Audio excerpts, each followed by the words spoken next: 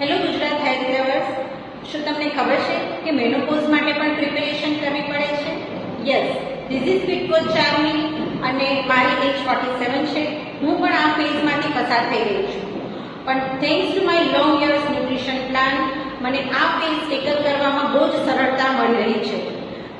Definitely મારા જે બોડીનું toning છે એ થોડું લૂઝ થયું છે, પણ ટ્રસ્ટ મી, મારું મૂડ સ્વિંગ છે, એનર્જી છે એ ઓપ્ટિમમ છે. અને આજે હું તમારા લોકો જોડે 6 એવી ટિપ્સ શેર કરવાની છે જે મને હેલ્પ કરી રહી છે આ ફેઝ સરળતાથી ટેકલ કરવા માટે. Tip number 1 is adequate amount of water.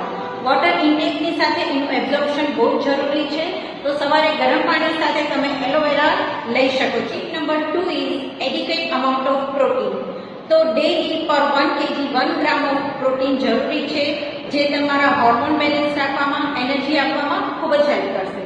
Tip number 3 is તમે અમારું ફ્રેશ એનર્જી ગ્રીન ટી લઈ શકો છો, જેનાથી મેટાબોલિઝમ બૂસ્ટ થશે, તમારું વોટર કન્ઝમ્પશન સારું થશે અને ડેલી એનર્જેટિક રાખશે. Tip number 4 is daily meditation. Daily 5 to 10 મિનિટ્સનું મેડિટેશન ખૂબ જ જરૂરી છે. તમે આખા દિવસમાં કોઈ પણ ટાઈમે એડ કરી શકો છો. Tip number 4 is physical activity. તમે 15 to 20 મિનિટ્સની તમારી ચોઇસની ડાન્સ છે, સ્વિમિંગ છે, વોકિંગ છે એડ કરી આમાં હેલ્પ મેળવી શકો છો. Tip number 6 is adequate amount of sleep. આખા દિવસની રિકવરી માટે, સેલ્સ રિપ્રોડક્શન માટે 7 to 8 અવર્સની સ્લીપ ખૂબ જ જરૂરી છે.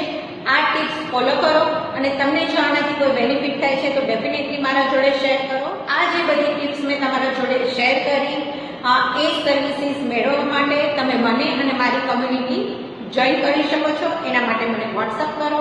Thank you.